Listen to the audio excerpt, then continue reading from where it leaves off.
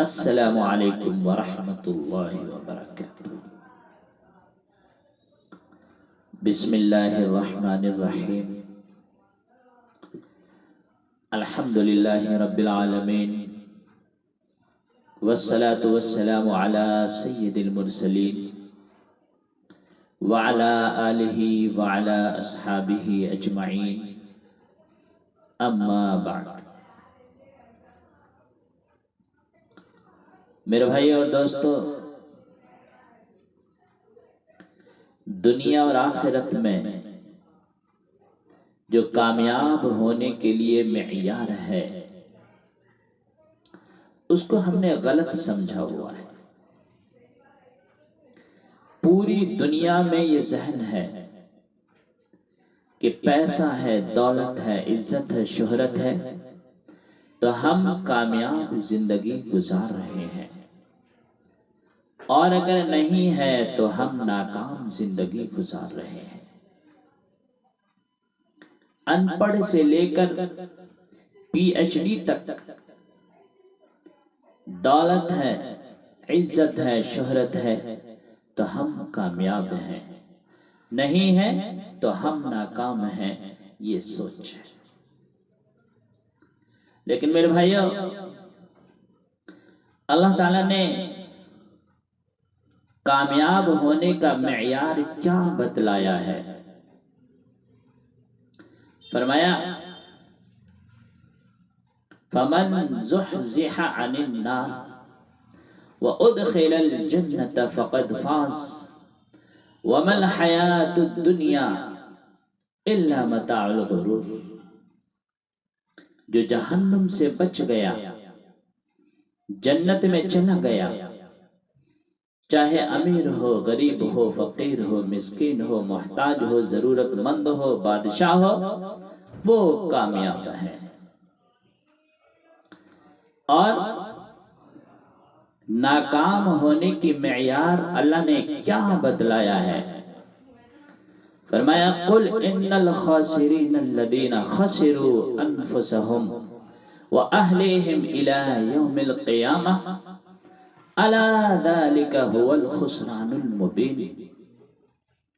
میرے محبوب، آپ انہیں بتا دیں کہ وہ ناکام ہے جو قیامت کے دن ناکام ہے۔ اور وہ ناکامی کیا ہے؟ وہ جہنم ہے۔ اور وہ ناکامی کیسے ہے؟ فرمایا فَمَنْ خَفَّتْ مَوَازِينُهُ فَأُولَئِكَ الَّذِينَ خَسِرُوا أَنفُسَهُمْ فِي جَهَنَّمَ خَالِدُونَ۔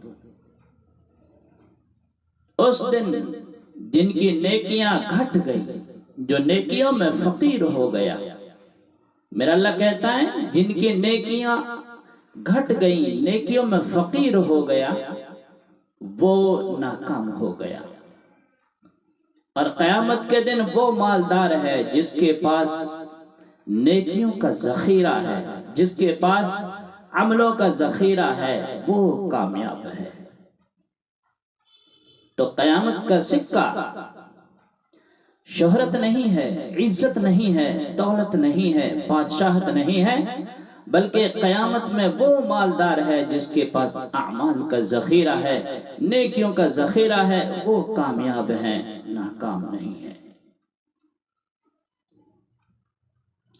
تو اللہ تعالیٰ نے دنیا کے انسانوں کے لیے معیار کیا بنایا ہے؟ ناکامی اور کامیابی کا معیار کیا ہے؟ وہ بتلایا ہے جو انسان کے اندر خود ہے۔ دنیا کی کامیابی تو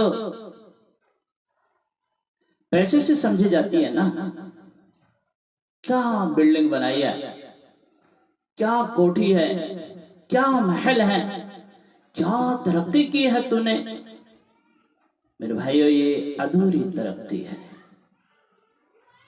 ترقی وہ ہے جو اللہ تعالیٰ نے وہ معیار بتلایا ہے جو امیر غریب، مرد عورت، کالا گورا، عربی اجمی شہری دیہاتی سارے ایک جیسے طاقت رکھتے ہوں اور اللہ اس کے رسول کی اللہ اس کے رسول کو راضی کرنے کے لیے تیار ہوں، تو میرے بھائیو قیامت کے دن کامیابی اور ناکامی کا معیار اور قیامت کے دن عزت اللہ کی قسم ان محلوں سے نہیں ہے، ان کوٹھیوں سے نہیں ہے، ان عالیشان بغلوں سے نہیں ہے۔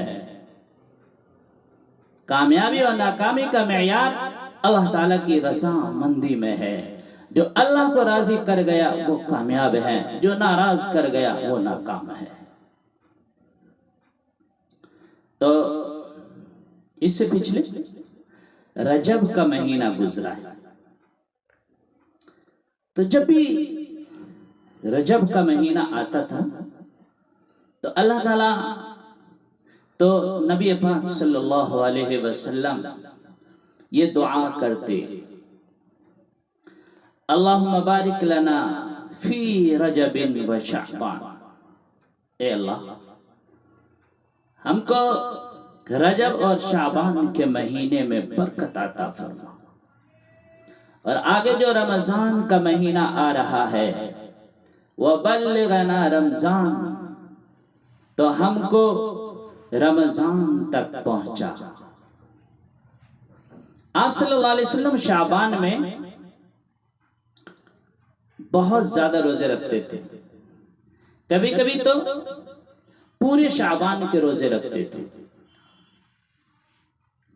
اور 15ویں شعبان جو مبارک رات ہے آپ نے فرمایا کہ اس کا قیام، رات کی تہجد، دن کا روزہ، اور یہ اللہ کے بارگاہ میں بہت محبوب ہے، بہت محبوب ہے۔ تو میرے بھائیو ہم مسلمان ہیں، مسلم کا لیبل ہٹائیں۔ دیکھتے ہیں آپ مسجدوں میں کیا لکھا ہوا ہوتا ہے، دیوبندی مسجد، بریلوی مسجد، اہل حدیث مسجد، کیا مطلب ہے؟ مسجد تو اللہ کا گھر ہے، وَأَنَّ الْمَسَاجِدَ لِلَّهِ، مسجد تو اللہ کا گھر ہے۔ ایک دفعہ ہارون رشید نے اپنے بیوی سے غصے میں یہ کہہ دیا کہ آج کے رات تو نے میرے ملک میں گزاری تو تجھے 3 طلاق ہے۔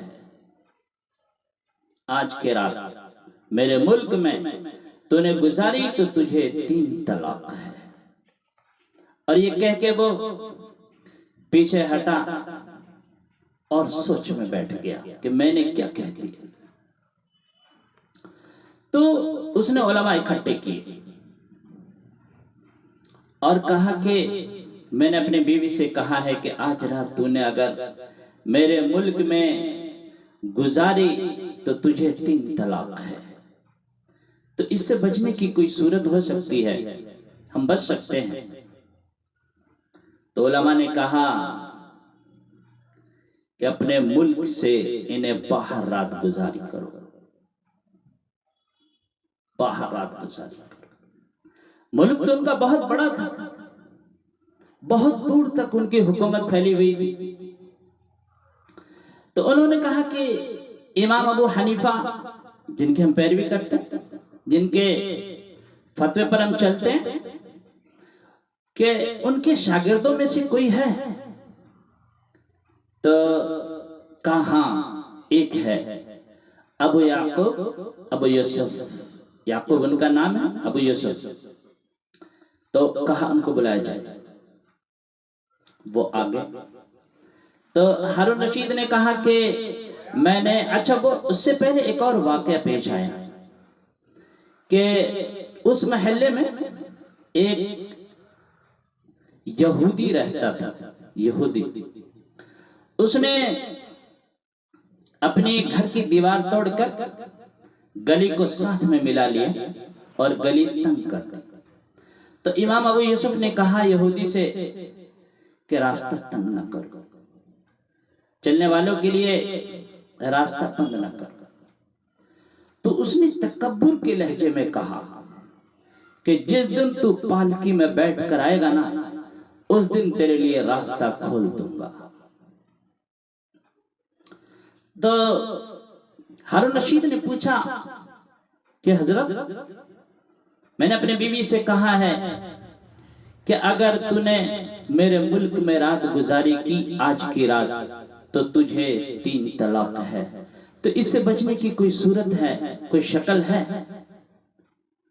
تو امام ابو یوسف نے بغیر سوچے کہا کہ ہاں رات گزاری مسجد میں کر دیں طلاق نہیں ہوگی، مسجد میں کر دیں۔ سارے علماء حیران رہ گئے، سارے۔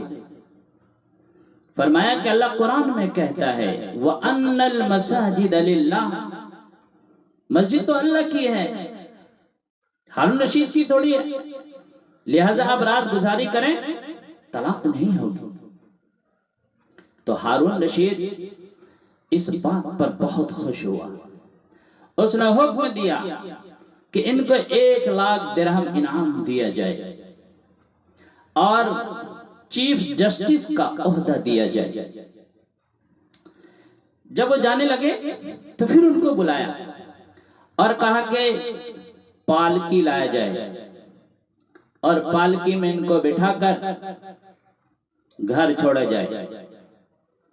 پالکی اس وقت بہت معزز سواری تھی، جو بڑے بڑے آدمی نواب زادے صاحبزادے ہوا کرتے تھے، وہ ایک محلے سے دوسرے محلے، ایک جگہ سے دوسری جگہ جاتے تھے، بہت معزز سواری سمجھی جاتی تھی۔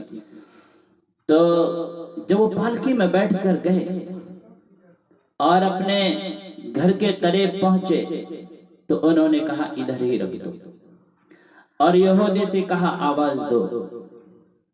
جب یہودی باہر آیا اس نے دیکھا شاہی غلام، شاہی پالکی، تو وہ کانپنے لگا۔ امام یوسف نے کہا راستہ کھولو، اس نے کہا جی حضور۔ تو اس نے راستہ کھولا، اپنی دیوار پیچھے کی۔ تو میرے بھائیو، ہم مسلم ہیں، ہم مومن ہیں، اس امت میں اعتقاد کا اختلاف رہے گا، عقائد کا اختلاف رہے گا، عمل کا اختلاف رہے گا، لیکن یہ تو نہیں ہے کہ ہم ایک دوسرے کو کافر کہتے رہیں کہ یہ کافر ہے، یہ کافر ہے، یہ کافر ہے، سب کو کافر کہتے رہیں۔ ہر مکتب فکر یہ سوچ رہا ہے کہ میں ہی اچھا ہوں، باقی سارے کافر ہیں۔ میں ہاتھ جوڑتا ہوں، ایسے فتنے والے مولویوں سے دور رہیں، اپنے آپ کو دور رکھیں، ایسے مولویوں سے اپنے آپ کو قریب نہ ہونے دیں، اپنے آپ کو دور رکھیں۔ ہر مکتب فکر میں اچھے سوچ والے، اچھے ماحول والے، اچھے اخلاق والے موجود ہوتے ہیں، ان کی سنو۔ تو میرے بھائیو، کامیابی کا معیار ہے اسلام۔ ان الدین عند اللہ الاسلام ومن یبتغ غیر الاسلام دینا فلن يقبل منه۔ جو اسلام کے علاوہ کسی چیز کو اختیار کر کے آئے گا، اللہ فرماتا ہے وہ مردود ہے۔ اسلام کیا ہے؟ جو میرے نبی کی لائی ہوئی مبارک زندگی ہے۔ یا ابا سفیان جئتکم بکرامت الدنیا والآخرہ۔ تو میرے نبی کا دین اور میرے اللہ کا اتارا ہوا اسلام مختصر 2 حدیثوں سے، ایک کلمہ نماز، روزہ، حج، زکات، دوسرا اچھے اخلاق۔ پھر آپ سے پوچھا گیا یا رسول اللہ مل اسلام، اسلام کیا ہے؟ تو آپ نے فرمایا میٹھا بول اور کھانا کھلانا۔ پہلے کیا کہا تھا؟ کلمہ، نماز، روزہ، حج، زکات، اور اچھے اخلاق، اور آپ کیا کہہ رہے ہیں؟ میٹھا بول اور کھانا کھلانا۔ پھر پوچھا یا رسول اللہ مل ایمان، ایمان کیا ہے؟ تو آپ نے فرمایا الصبر والسماحہ، صبر کرنا، برداشت کرنا، نہیں میں بدلہ لے کے رہوں گا، یہ اعلیٰ تصویر نہیں ہے۔ اعلیٰ تصویر ہے برداشت کرنا۔ آپ نے کر کے دکھایا۔ 21 برس مکے والوں نے جو قتل کے منصوبے بناتے رہے، جب آپ نے مکہ فتح کیا تو ایک بول میں آپ نے کہا جاؤ میں نے سب کو معاف کیا، جاؤ میں نے سب کو معاف کیا۔ آپ تبوک کے سفر سے واپس آ رہے تھے، آپ بھی سوئے ہوئے تھے، آپ کے صحابہ بھی سوئے ہوئے تھے۔ ایک بدو کافر آیا، غوث اس کا نام تھا، غورس اس کا نام تھا۔ تو اس نے آپ کی تلوار اٹھائی اور آپ ہی کی پسلی میں اس نے یوں لگا دی۔ آپ اٹھ کے بیٹھ گئے، یوں تلوار کھینچے ہوئے، محمد تجھے کون بچائے گا؟ آپ نے فرمایا اللہ۔ اس کا ہاتھ کانپنے لگا، تلوار گر گئی۔ پھر آپ نے تلوار اٹھائی اور فرمایا اب بتا تجھے مجھ سے کون بچائے گا؟ اس نے کہا آپ غالب آنے والوں میں سے ہیں، جو بہتر کریں آپ ہی بچا سکتے ہیں، کیونکہ وہ تو اللہ کو نہیں جانتا تھا، آپ ہی بچا سکتے ہیں۔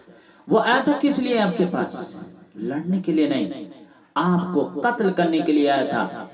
لیکن آپ نے فرمایا تم کلمہ پڑھتے ہو؟ کہا نہیں میں کلمہ نہیں پڑھتا۔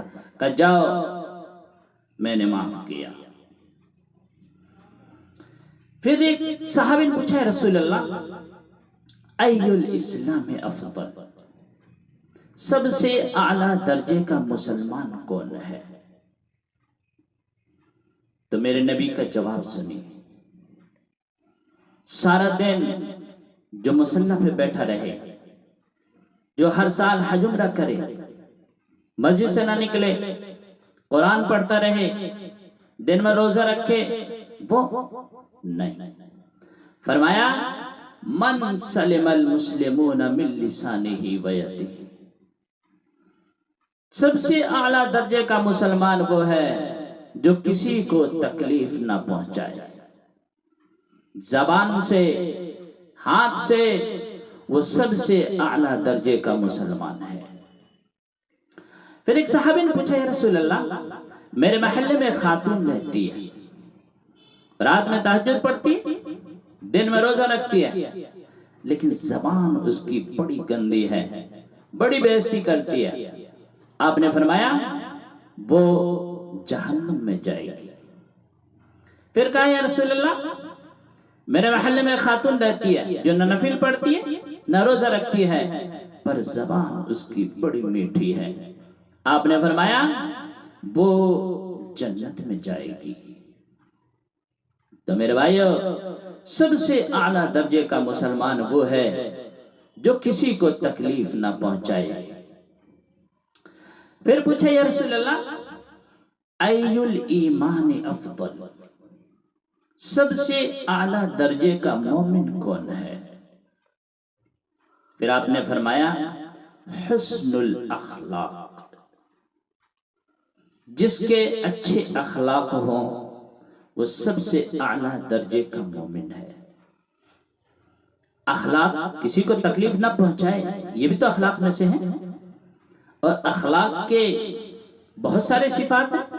میرے نبی نے فرمایا اچھے اخلاق کے 360 صفات ہیں، کسی ایک مومن میں بھی اگر وہ صفات موجود ہے مرد عورت میں تو وہ جنت میں جائیں گے۔ سامنے ابو بکر بیٹھے تھے، یا رسول اللہ میرے اندر بھی کوئی صفت ہے؟ آپ نے فرمایا تیرے اندر تو ساری ہیں۔ تو میرے بھائیو آپ نے ابتدا بھی بتا دی، انتہا بھی بتا دی۔ اب قرآن سے سنو، اللہ کیا کہتا ہے ایمان والوں کو؟ ان الذین کفروا من اہل الکتاب والمشرکین فی نار جہنم خالدین فیہا اولئک ہم شر البریہ. سب سے بدترین مخلوق وہ ہے جو نہ اللہ کو مانے اور نہ اللہ کے دین کو مانے. وہ سب سے بدترین مخلوق ہے. لا الہ الا اللہ محمد رسول اللہ یہ انسانیت میں داخل کرتا ہے، لیکن انسانیت ہی یہی ہے کہ لا الہ الا اللہ محمد رسول اللہ صلی اللہ علیہ وسلم کے کلمہ کو پڑھے میرے رب کے نزدیک. نماز کیا ہے؟ فرمایا ان الصلاۃ تنہا عن الفحشاء والمنکر. تم نماز پڑھو، تمہیں بے حیائی سے، بری باتوں سے، گناہوں سے تمہیں بچائے گی. تو نماز بھی اخلاق تک لے کے جاتی ہے. تو روزہ آ رہا ہے، روزہ کس لیے ہے؟ فرمایا کتب علیکم الصیام کما کتب علی الذین من قبلکم لعلکم تتقون. تم پر روزے فرض کیے گئے جیسے پہلے والوں پر روزے فرض کیے گئے تھے تاکہ تم تقوی والے بن جاؤ. تقوی والے کون ہیں؟ فرمایا وسارعوا الی مغفرۃ من ربکم وجنۃ عرضها السماوات والارض اعدت للمتقین. میرے بندو دوڑو جنت کی طرف جو تقوی والے کے لیے ہیں. متقی کون ہے؟ فرمایا الذین ينفقون فی السراء والضراء، جو میرے نام پر سخاوت کرتے ہیں، چاہے تنگ دست ہوں یا کم پیسے والے ہوں یا زیادہ مال والے ہوں، جو میرے نام پر خرچ کرتے ہیں، سخاوت کرتے ہیں. الکاظمین الغیظ، جو غصے کو پی جاتے ہیں. والعافین عن الناس، اور لوگوں کو معاف کر دیتے ہیں، وہ تقوی والے ہیں. پھر آگے فرمایا فمن فرض فیہ، تو روزہ بھی عبادت کی طرف، اخلاق کی طرف لے کے جاتا ہے. پھر فرمایا فمن فرض فیہن الحج فلا رفث ولا فسوق ولا جدال. تم نے اگر حج کا ارادہ کر لیا تو تم اپنی زبان پر کنٹرول کرو. گندی زبان سے گندے الفاظ نہ بولو، لڑائی سے نہ کرو، گناہوں سے محفوظ رہو. تو حج بھی اخلاق کی طرف لے کے جاتا ہے. پھر فرمایا خذ من اموالہم صدقۃ تطہرہم وتزکیہم بہا وصلی علیہم. میرے نبی ان سے آپ زکوٰۃ لیں. میرا اللہ کہہ رہا ہے میرے نبی ان سے آپ زکوٰۃ لیں، ان کو پاک کریں، ان کا تزکیہ کریں، ان کو ایک اچھے انسان بنائیں. زکوٰۃ ہے تو اخلاق بنتے ہیں، روزہ ہے تو اخلاق بنتے ہیں، حج ہے تو اخلاق بنتے ہیں، نماز ہے تو اخلاق بنتے ہیں، اور کلمہ ہے تو انسان بنتا ہے، انسان بنتا ہے. تو اخلاق کی طرف آپ نے اتنا کیوں زور دیا؟ اس لیے زور دیا کہ میرے بھائیو اچھا معاشرہ وجود میں آتا ہے ایک دوسرے کو معاف کرنے سے.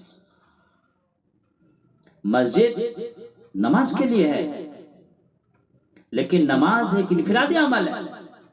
جب میں پڑھ کے گھر چلا جاتا ہوں، آفس چلا جاتا ہوں، دفتر چلا جاتا ہوں، یہ میرا ذاتی معاملہ ہے. نماز پڑھوں گا تو ثواب میرے لیے، نہیں پڑھوں گا تو پکڑ میری. روزہ رکھوں گا ثواب میرے لیے، نہیں رکھوں گا پکڑ میری. زکوٰۃ دوں گا ثواب میرے لیے، نہیں تو پکڑ میری. حج کروں گا ثواب میرے لیے، نہیں ہے تو پکڑ میری. لیکن جو معاشرے میں میری بد اخلاقی ہے، اور